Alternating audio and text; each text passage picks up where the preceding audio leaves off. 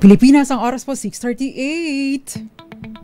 May problema ka ba sa batas? Hihimayin yan ng Panyera ng Bayan, Attorney Rina Seco sa Usapang Legal. Usapang Legal. Usapang Legal. Magandang gabi Pilipinas, ito po ang DZRH Usapang Legal kasama ang Panyera ng Bayan, Attorney Rina Seco para sa DZRH. Una sa Pilipinas, una sa Pilipino. Usapang Legal. Ngayon po ay araw ng Martes,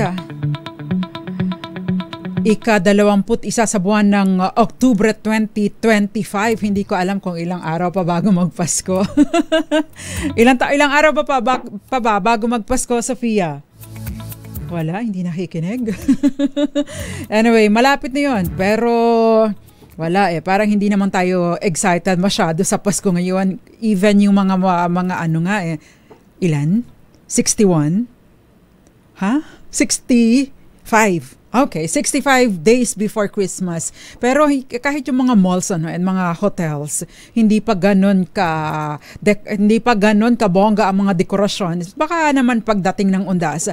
Pero in the past, no, ganitong panahon pa lang, pagtapos pa lang ng Setyembre, nag-uumpisa na mga Jo Marie Chan at ang mga malalaking naggagandahang mga parol at mga Christmas lights. Usapang Legal. Anyway, hindi po tungkol sa Pasko ang pag-uusapan natin. May kinalaman sa tanong ng isa nating tagapakinig. Actually, marami po sila, no? Kasi last time, ito yung na-screenshot ko, yung question ni, ito yung si, nasaan na ba yung pangalan niya?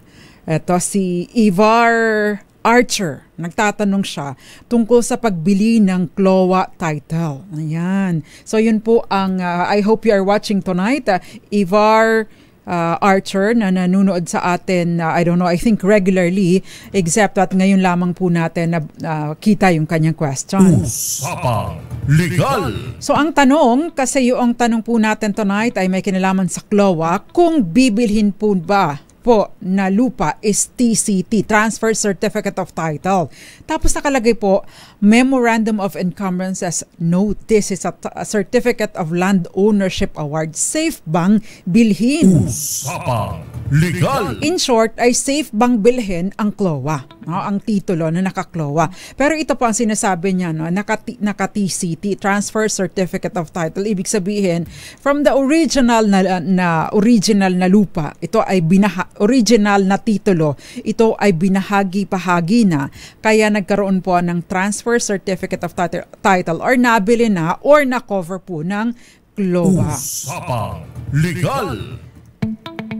Para po sa kaalaman ng ating mga kababayan, ang CLOA or Certificate of Land Ownership Award, no, ay ito po ay ayon na din doon sa social justice na pinupromote ng ating pamahalaan. Ang CLOA, Certificate of Land Ownership Award, ay alinsunod po, no, doon sa tinatawag na CARP o Comprehensive Agrarian Reform Program, naging batas noong June 10, 1988, no, panahon ni dating Pangulong Cory Aquino. Usapang Legal. Sa ilalim po ng batas, maraming mga lupa, yung mga malalaking lupain, lupang agraryo ay ipamamahagi, no, sa ating mga magsasaka na hindi na mga walang lupa pero magsasaka sa ipamamahagi sa kanila ito. Pero hindi libre, no?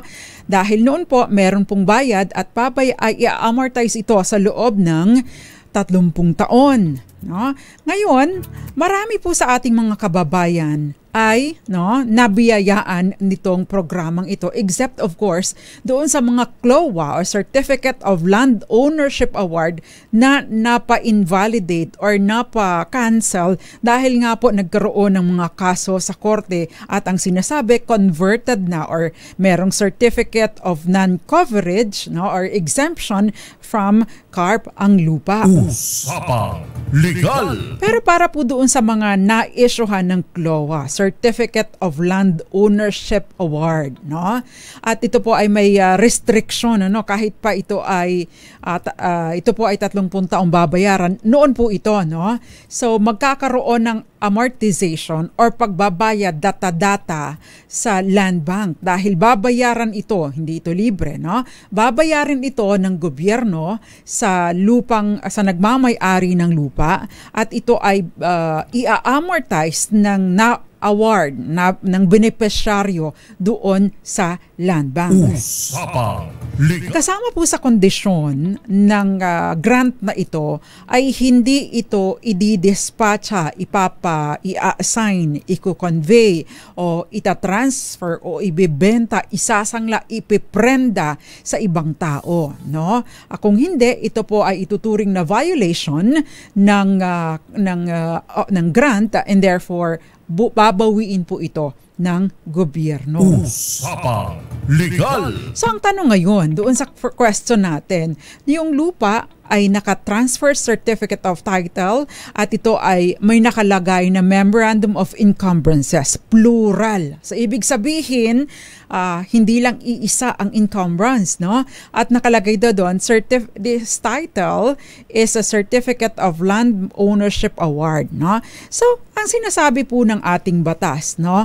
Kailangan pong panatilihin sa awardee or benepisyaryo ang lupa sa loob ng 10 taon mula sa pagkaka-grant nito sa benepisyaryo. Usapang Legal. So kapag ka po ang isang benepisyaryo ay nabigyan na itong CLOA, Certificate of Land Ownership Award, and the title is thereafter issued under the name nitong benepisyaryo, hindi po ito maaaring malipat sa ibang tao kahit yung gamit lamang nito ay hindi rin maaaring ilipat sa ibang tao, no?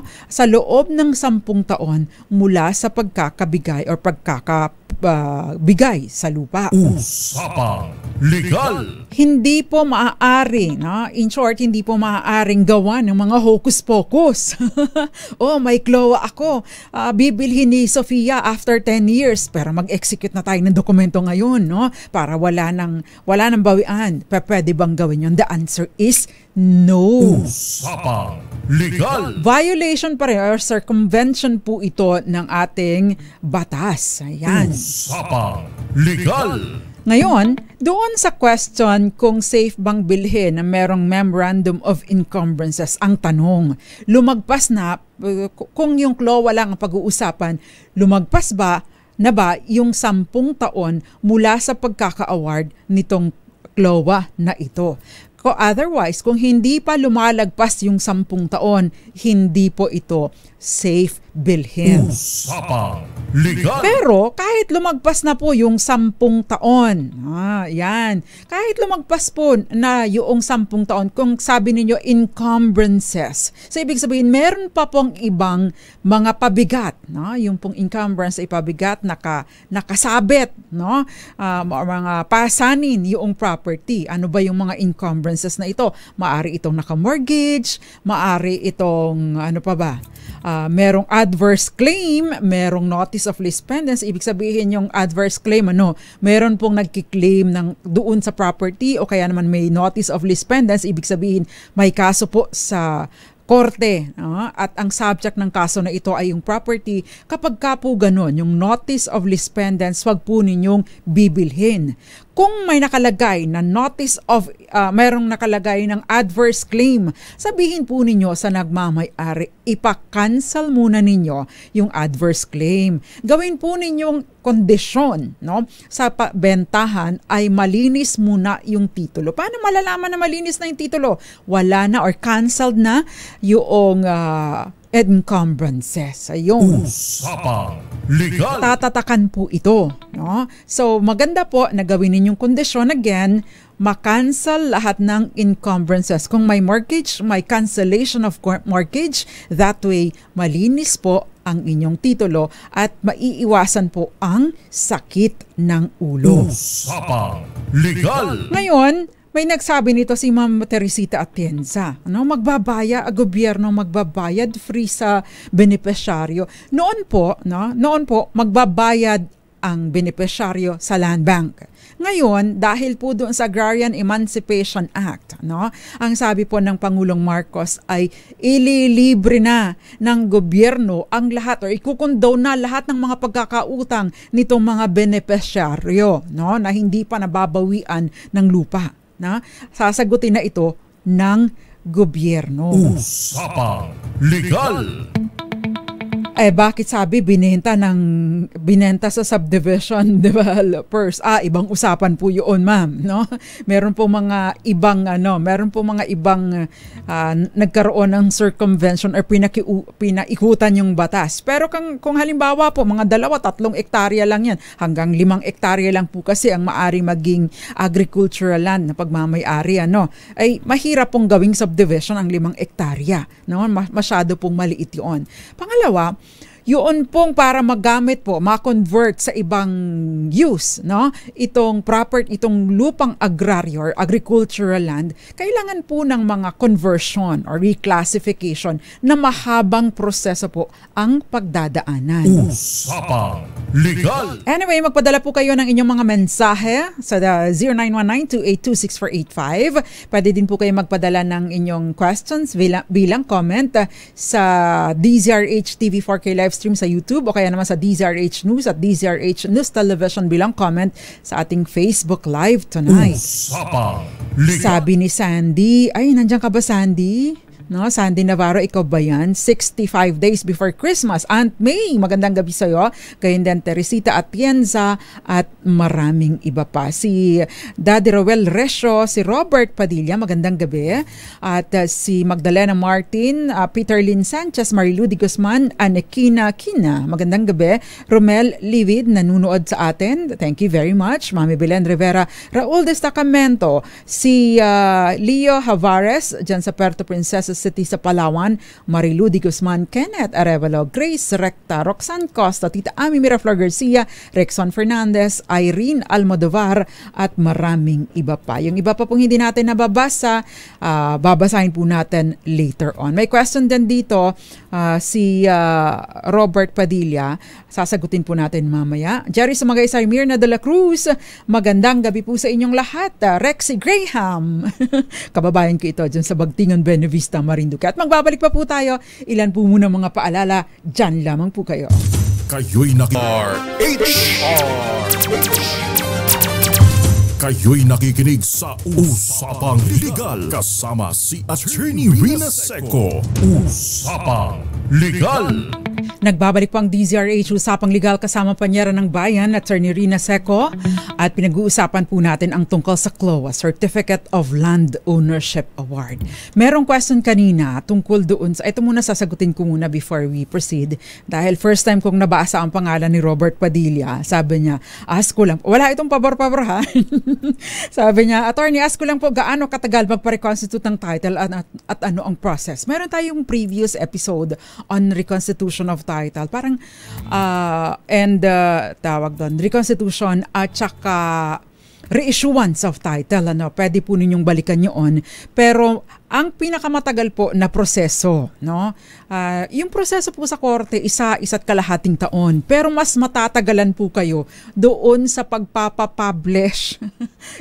yung pagpapapublish sa Official Gazette.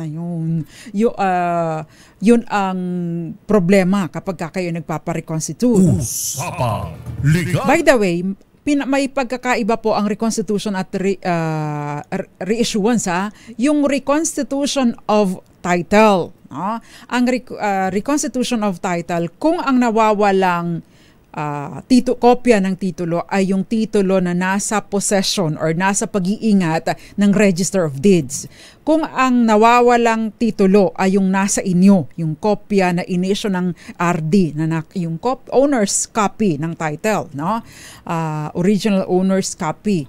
Kung yun ang nawawala, ang tawag po doon ay reissuance of title. Mas madali-dali po ito kumpara doon sa reconstitution. Sa reconstitution, yung RD, doon sa RD nawawala. At mas mahirap po ito. Usapang Legal! Yun po ang mahirap sa kasi sa National Printing Office, napakatagal ng scheduling.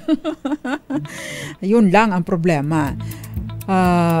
Magandang gabi po, Michael Manalo, Filomena Dulay, at si Henry Dolohan dyan sa Zambales. Next question, please. Next question, RHTV. Okay, baka may alam ka po sa problema ko, nag-VOS kami ng dati kong asawa noong 2004. Tapos ang nilagay nila sa DAR na beneficiaries ay ibang tao sa beneficiaries na gusto namin. Mahabol pa ba namin yung lupa na hindi binigay sa nilagay namin na beneficiary? Sana po masagot yung katanungan ko. Ayan. Usapang Legal! Ang tanong ngayon, kung ikaw ang may-ari ng lupa, makakapamili ka ba kung sino ang magiging recipient mo or magiging beneficiaryo ng lupa mo kung nasa ganitong proseso? The answer is, yung landowner po, yung may-ari ng lupa ay wala pong kapangyarihan, na mamili. Wala pong kapangyarihan na mamili kung sino ang magiging beneficiaryo ng lupa niya. Bakit? Kasi kung magkakaroon po ng kapangyarihan ang may-ari ng lupa, under dito sa CARP, kung magkakaroon ng kapangyarihan na mamili ng beneficiaryo ang may-ari ng lupa, para hindi lumabas, para nasa pamilya ko pa din ang pagmamay-ari ng lupa, ibibigay ko lang yun gagawin kong beneficiaryo ang anak ko, gagawin kong beneficiaryo si kapatid ko, gagawin kong beneficiaryo ang nanay ko. Yun ang magiging problema. So, masi-circumvent, mapapaikutan lang po ng batas. And the intention is, social justice, magkaroon ng pamamahagi ng mga lupain sa mga magsasaka na walang lupa. Usapang Legal! Ayun. So again, hindi mo na po mapapawi basta naging valid po yung acquisition ng property. Ayan. Usapang Legal! Next question, please. Marami-rami po itong na-screenshot ko, kaya please bear with us, and I hope this is informative for you. Next question, RHTV. Next question, please. Na-stuck na. Ask ko lang po about sa lupang Cloa, binili ng parents namin noong year 2007. Bali, irrevocable SPA lang muna ang ginawa ni attorney kasi daw wala pa 10 years at hindi pwede ibenta. Namatay parents ko before mag 10 years ito. Now lang namin nalaman about dito sa bentahan. Kaso noong 2022 na binenta na daw sa iba. Pwede po ba mahabol ang lupa? Usapang Legal! Alam niyo po, napakarami ng mga disposition, napakarami na po mga disposition na ginawa ng mga beneficiaryo. In fact, kaya po marami sa mga beneficiaryo ang nabawian ng lupa kasi yung violation po ng terms and conditions or mga restrictions na yung mga pinagbabawal po ng Comprehensive Agrarian Reform Program or Comprehensive Agrarian Reform Act, yung violation po nun ay merong kaakibat na parusa, na penalty. Ano yun? Yung hindi ka na or babawiin ng gobyerno ang lupa at hindi ka na maaaring maging beneficiaryo ng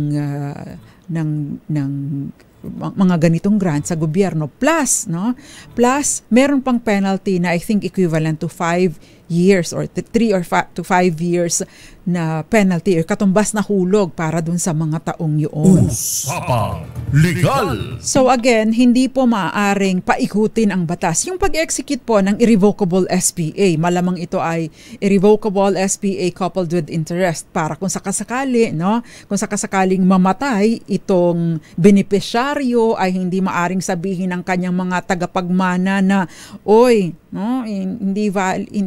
namatay na. So kung yung SPA wala nang valid kasi di po ba ang regular na special power of attorney, ang regular na special power of attorney ay namamatay kapag o nawawala ng bisa kapag namatay, kapag binawi kapag ka namatay na ang nag-issue nito. Ngayon, ang purpose po ng revocable SPA coupled with interest is that para ma-prevent yung pag-expire o pagkakawalang bisa ng special power of attorney kahit pa mamatay na yung nag-issue nito. Usapang Legal. Sa kaso po ng CARP, ang mga lupang agraryo, yung mga lupang CLOA, Certificate of Land Ownership Award, no?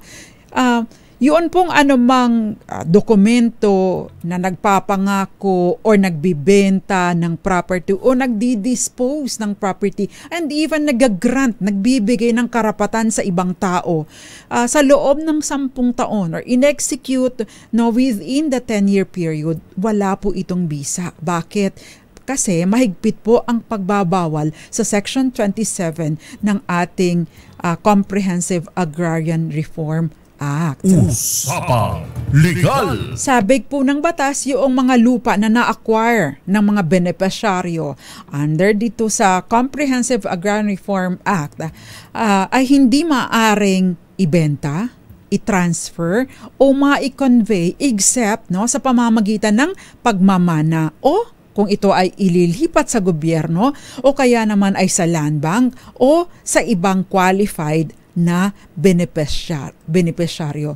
At itong pagbabawal na ito ay nag-i-exist sa loob ng 10 taon. Usapang Legal. By the way, again, gusto ko pong i-invoke, ipaalala sa inyo kung kayo po ay tagapagmana ng lupang CLOA, Certificate of Land Ownership Award,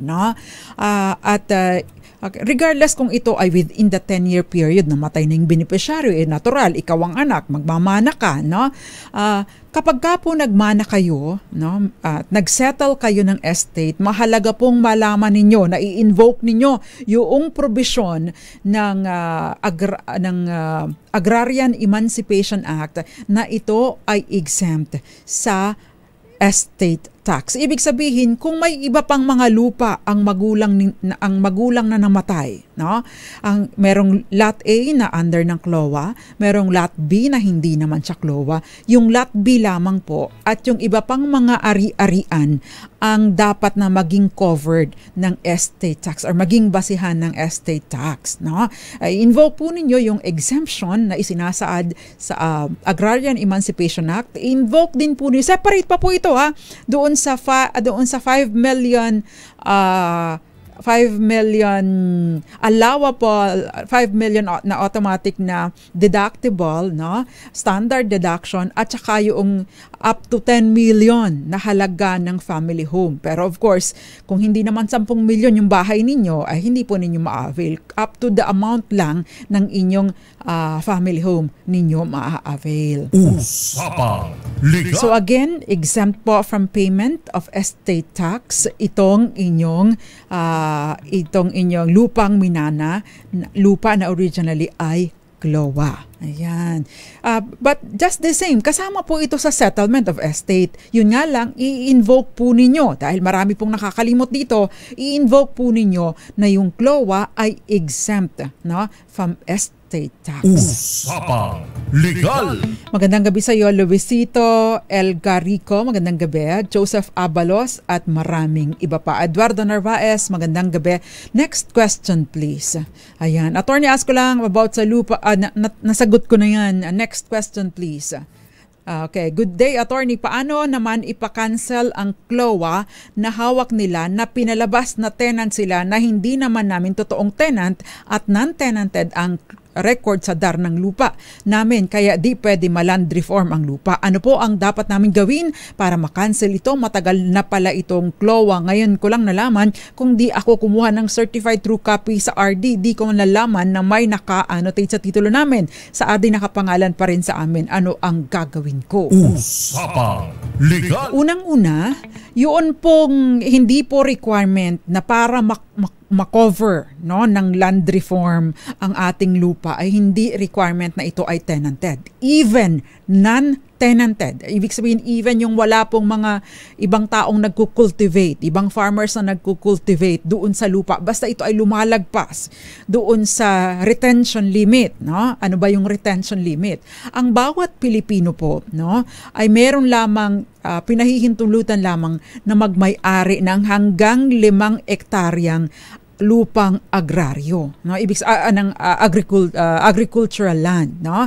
So ibig sabihin, kung lagpas po ng 5 ektarya ang inyong agricultural land, maari po itong makover ng agrarian reform, no.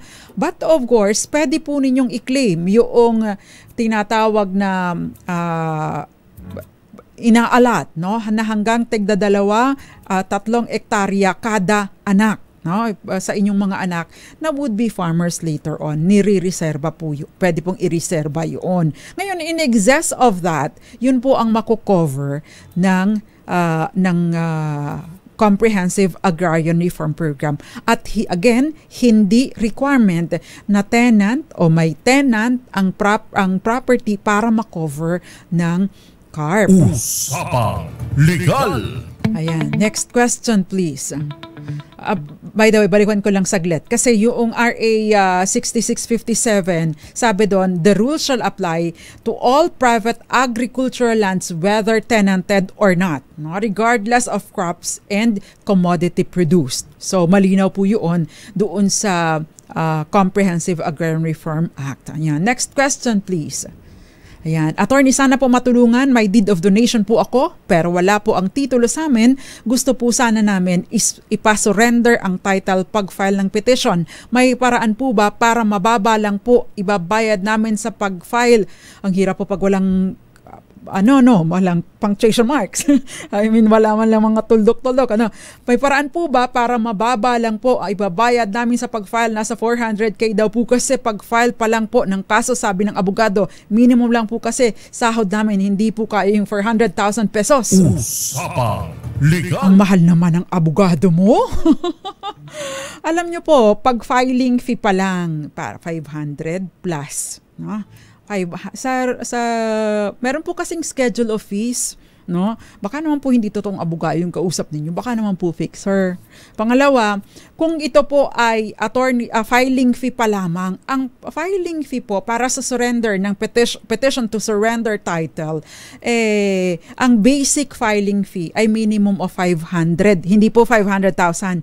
500 pesos plus, no? Additional amount po based on the value of the claim. As per, meron pong schedule ang rules of court. Ayan. Usapang Legal. Baka naman po yung sinasabi po ninyo ay kasama na din yung pagpaprocess ng title at kasama na din po yung donor's tax, no? Kasi yung donor's tax ay 6% po noong total value of the donation. Ayan. Ngayon, pwede po ninyong i-claim. Halimbawa, ang halaga ng lupa ng dinonate sa inyo ay 1 milyon. Yung 250 po, at halimbawa po walang ibang dinonate itong nagbigay sa inyo ng lupa, say ngayong taon 2025 i-donate sa inyo yung lupa at wala silang naging ibang donasyon ngayong taong ito, pwede pong i-claim yung exemption ng 250,000 pesos. That way, ang magiging basehan na lamang po ng 6% na donor's tax ay yung 750,000. Now, i-compute po ninyo. So, yun po, malabo namang 400,000 yun, di po ba? Baka naman po mali ang dinig ninyo. Baka naman 40,000 po ang hinihingi sa inyo. Pero 400,000 para sa filing fee ay nagkakalokohan po yata tayo doon. Usapang Legal. Ayan, humanap po kayo ng ibang abogado, no? Baka masyadong mahal yung 400,000. Magandang gabi sa iyo, Luisito Elgarico and Ivy Gutierrez. Yung iba pa pong nanonood sa atin sa DZRH News Television. Magandang gabi po sa inyong lahat. Feel free to share our discussion tonight para po mas marami pang matuto sa ating talakayan. Okay, next question please. Attorney, ano po kayang pwede namin gawin kung close na po yung rural bank na pinagsanglaan ng lupa pero bayad na po ang mortgage? Hindi ko kasi akalain na kailangan pala mag-submit sa Registry of Deeds ng certificate. Nasa title pa din yung mortgage kahit yung bank ay nag-close na. Paano po kaya ito? Usapang Legal! Ayan. So, kapag ka po ang isang bangko, I would assume, kasi mostly nagsasara yung rural bank, ano? No? Although noon, yung Bangko Filipino, di ba, nagsara din. No, kapag ka po ang isang bangko ay nagsara, usually, yung PDIC ay nagtitake over.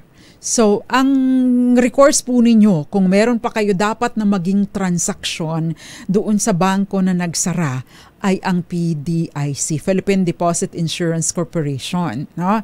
Even yung inyong mga bank accounts, no, na mayroon kayong deposit, no, na meron kayong i-withdraw pa dapat, kaya lang ay hanggang 500,000 lang po. Kung 10 milyon ang pera nyo, ay kalahating milyon lang marirecover niyo. Yun lang po ang coverage ng Philippine Deposit Insurance Corporation. Kaya wag pong kumbaga sinasabi nga nila, do not put your eggs in one basket, no?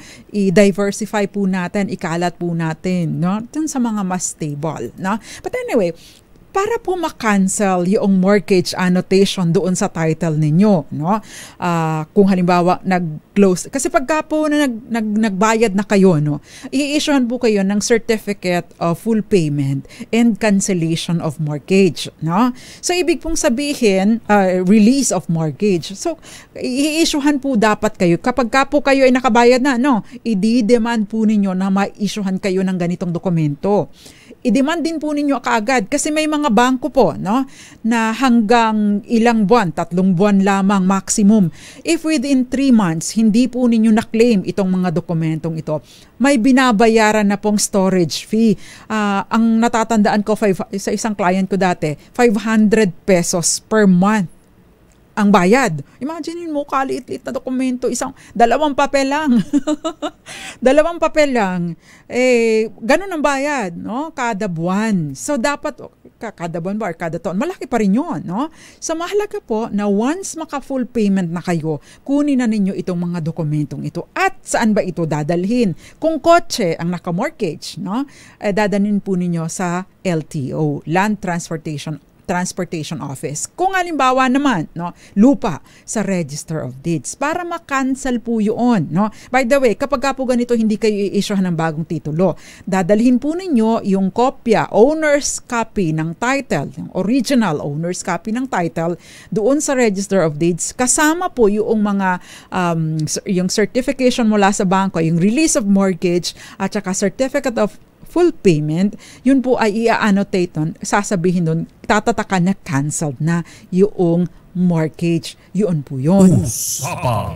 Sa sitwasyon na sarado na yung bangko, pupunta po kayo sa PDIC, no? Sa PDIC at sila po ang mag-i-issue ng dokumento sa inyo. But then again, they would have some requirements patunay, no, na kayo nga ang nagmamay-ari nitong property na ito. Usapang Legal. Ayan. So, magandang gabi sa iyo, Francisco Cabas, ma'am.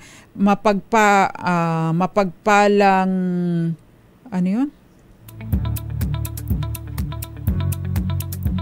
Ay, medyo hindi ko maintindihan. Pakiayos po yung question. Michael Manalo, magandang gabi sa iyo.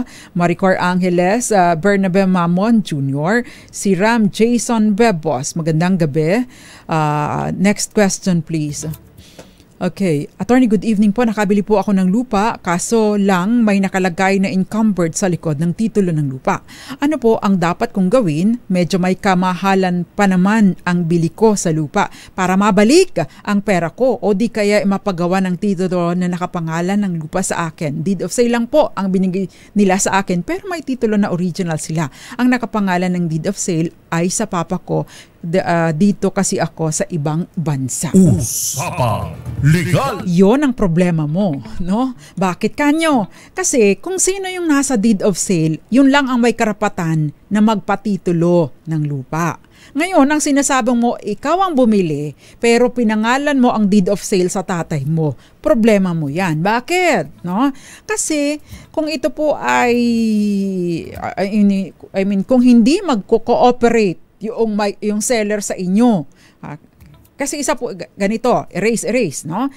Kung sino po ang nasa deed of sale, yun lamang po ang may karapatan na magpalipat, no? Magpalipat ng title sa kanyang pangalan, no? Maliban na lamang kung merong subsequent document na nagsasabi binenta, dinonate, or merong deed of conveyance. But just the same, meron po itong tax implication. So ibig pong sabihin, no, magiging 2 times 2 yung babayaran ninyong buwis, no? Dahil 2 transaksyon ang lalabas. Usapang Legal. So ibig sabihin po nito, no, ikaw, no, kung hindi po mag-i-execute, no, pwede po kasi ninyong kung wala pa naman kayong mga prosesong ginawa, hindi pa kayo nagbabayad ng buwis, no, pwede pa po ninyong ipakancel. Pwede bang sabihin mo kay seller, pwede bang mag-execute na lang tayo ng bagong deed of sale na nakapangalan na diretso sa akin, hindi na kay daddy, hindi na kay tatay, para kapag ka nagpatitulo ako, diretso na sa aking pangalan at wala na akong iba pang babayaran na tax. Kasi kung kay tatay nakapangalan ng deed of sale, another transaction ito between you, your father and you. So ibig sabihin, 2 tax implications ito. Usapang. That is of course kung papayag, no? Kung papayag si seller. Paano kung hindi mag-cooperate at mag-demand pa ng additional na bayad? Malaking problema sa iyo. Usapang Legal. Next problem mo dyan, kung sakasakaling hindi mo pa rin ito maayos at biglang mawala si tatay. O paano na? Since nakapangalan kay tatay ang deed of sale, malamang sa malamang yung mga kapatid mo, lalo na kung merong medyo gahaman dyan, ay may gusto may personal na interest, sasabihin, kay tatay ito So ibig sabihin, bahagi ito ng paghahatian nating magkakapatid. Malaking problema mo yan kung gusto mo talagang masolo ang property at ikaw talaga ang bumili nito. Usapang Legal. Kaya paalala po sa ating mga kababayan na bumibili ng property na idinadaan sa ibang tao. Kay nanay, kay tatay, kay ate, kay kuya, sa kaibigan, sa asawa, no? Girlfriend, no? Wag na po kayong wag po ninyong ipapangalan sa kanila ang dokumento. Mag-issue kayo ng special power of attorney authorizing na bilhin ang property under sa inyong pangalan. Isama pa yung pagpaprocess ng transfer ng title under sa inyong pangalan. Wag ipapangalan sa kanila ang anumang dokumento, otherwise malaki po ang babayaran ninyo. Maliban pa sa risk, no, na kamkamin ang property. Usapang Legal. Sandy, sabi niya, pwede po bang may ipakita ako sa inyo na blueprint ng lupa kasi medyo hindi ko maintindihan. Hindi ko rin alam kung maiintindihan ko yung mga mapa-mapa. No? Pero try natin. Chinita Malu, magandang gabi sa iyo. Nanonood sa atin sa Pangasinan. Angelina Palekbar at Moonbeats. Thank you very much for watching. Sino pa ba itong mga nanonood sa atin? Maraming salamat po sa panonood. My next question sa atin pong pagbabalik. Ito yung tungkol sa, kasi merong, pwede po bang magtanong kung ano ang magiging basihan sa pag-compute ng gains tax kung nabili mo ang lupa before the new zonal value at ngayon pa lang ipa-transfer ang name sa title? Yan po at iba pa, no? Ang ating sasagutin sa ating pagbabalik. Diyan lamang po kayo. Kayo'y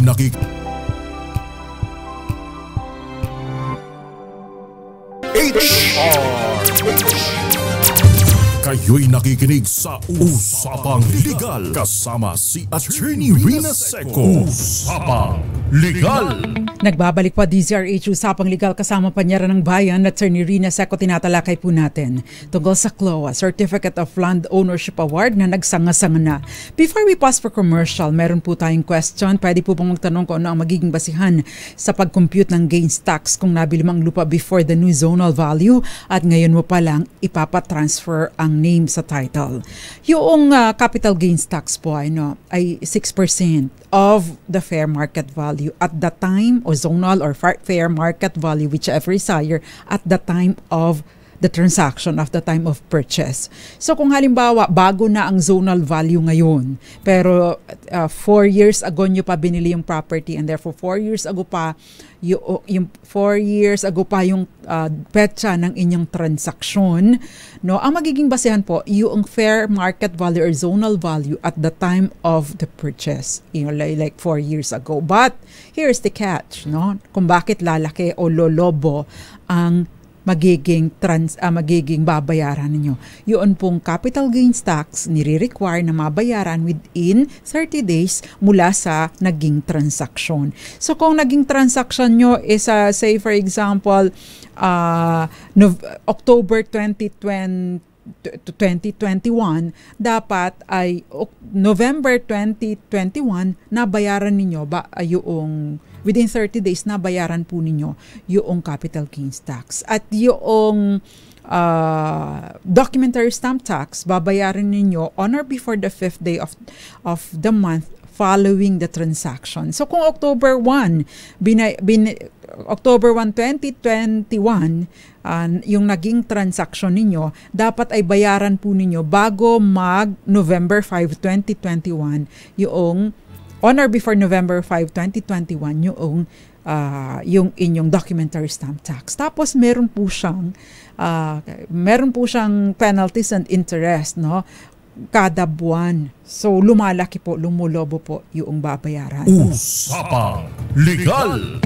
Okay, balikan ko lang po muna saglit yung question kanina tungkol doon sa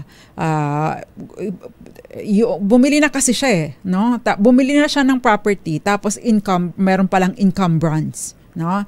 Merong encumbrance. Ano po bang klase ng encumbrance yung nakatatak doon sa property na binili ninyo, no?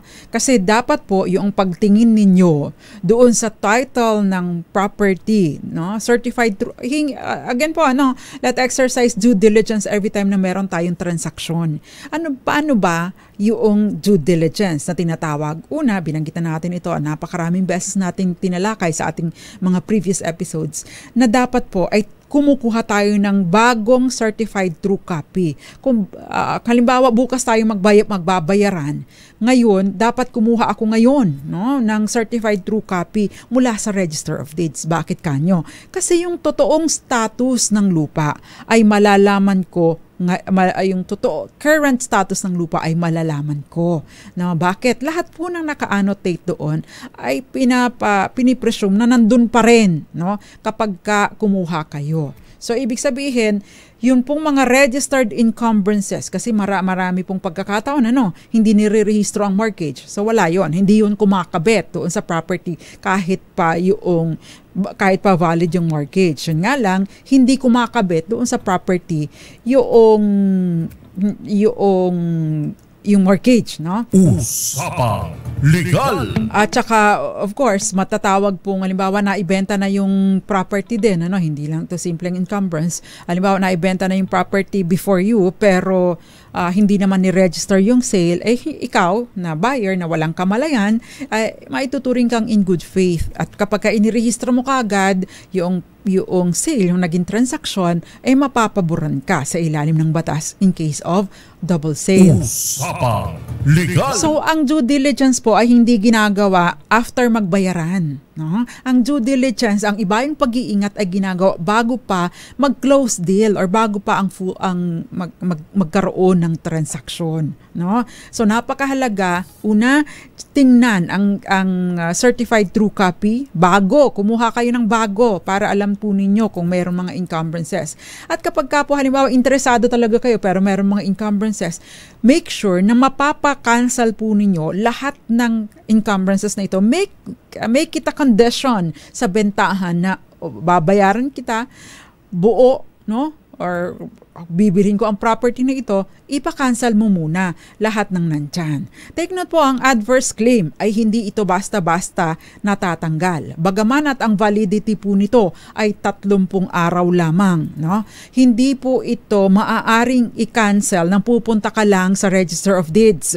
Kailangan po ninyong ipetition ito sa korte para ma-cancel yung adverse claim. Yung notice of lease pendens, kakailanganin po ninyong matapos muna yung kaso doon sa property, no? Bago po ito ma-cancel. Kung may mortgage po muna, gawin po ninyong kondisyon, ito, tawag doon, ipa-cancel mo muna ito, bayaran mo muna yan. Otherwise, or babayaran ko ito, babayaran ko itong utang mo, kay Billy Domingo, pero mag-i-execute kami ng dokumento, magpaparelease na siya ng mortgage. Yan. Usapang Legal! Napakahalaga po nito, hindi po ito pwedeng gagawin kung kailan sabi pa nga nila kung kailan kayo nagugutom, saka pa lang kayo maghahanap ng pagkakainin ninyo, 'di ba? Hindi naman pwedeng ganoon. Dapat ay naka-ready na. So lahat malinis bago mag-release ng pera. Mahirap po yung makikipagsapalaran tayo. Sayang ang pera. Usapang Legal! May question po dito, ma'am. Mag-ask unta ko about aning yuta sa akong amahan. Klowa ni siya og nabayra na pod pero naagiha po'y encumbrance sa title. Unsa anong pagtangtang ani? Yan. Sabi niya, magtatanong po sana ako tungkol dito sa lupa ng aking tatay. Klowa po ito na nabayaran na din pero meron pa ring encumbrance sa title. Paano ang gagawin para maipatanggal ito? Usapang Legal! That is the Tagalog translation. Ayan, magaling mga Bisaya, no? Yan. So, kapag ka po ganyan, una, syempre, ipapakancel po ninyo. Paano makancel? Again, certificate of full payment mula doon sa pinagsanglaan at the same time, release of mortgage. Tapos yung pong dalawang yun, dadalhin po ninyo sa Register of Deeds para matatakan ng cancelled yung encumbrance. Usapang Legal! Again, para sa mga Bisaya na dili kasabot og Tagalog, no? Unsaon mukuha, no? Mukuha gikan sa gisanglaan, mukuha og certificate of full payment og mukuha pod og release of mortgage. Onya dadon kaning dokumento dito sa Register of Deeds, dadon po ang inyong original na owner's copy sa title, dadon ang tulo ka dokumento dito sa Register of Deeds, dito i-submit ang dokumento, ilahatong tatakan o i-cancel ang annotation sa inyong title. Usapang Legal! So, yung cancellation na ito, magre-reflect po doon sa inyong title, in your possession. Ibabalik din po ito sa inyo. At saka doon sa kopya na nasa possession naman ng Register of Deeds. Usapang Legal! Pero ito, mabilis.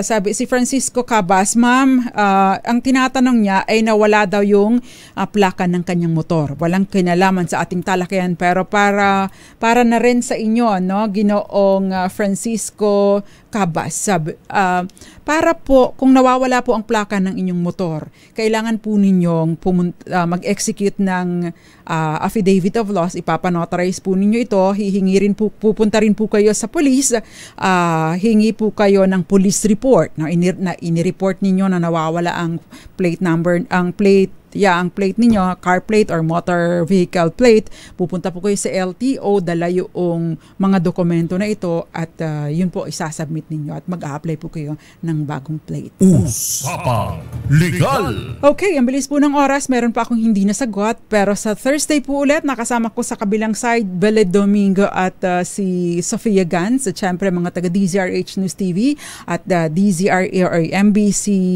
Media Group IT Department. Ako naman po ang panyara ng bayan, Attorney Rina Seco para sa DZRH. Una sa Pilipinas, una sa Pilipino. Sumainyo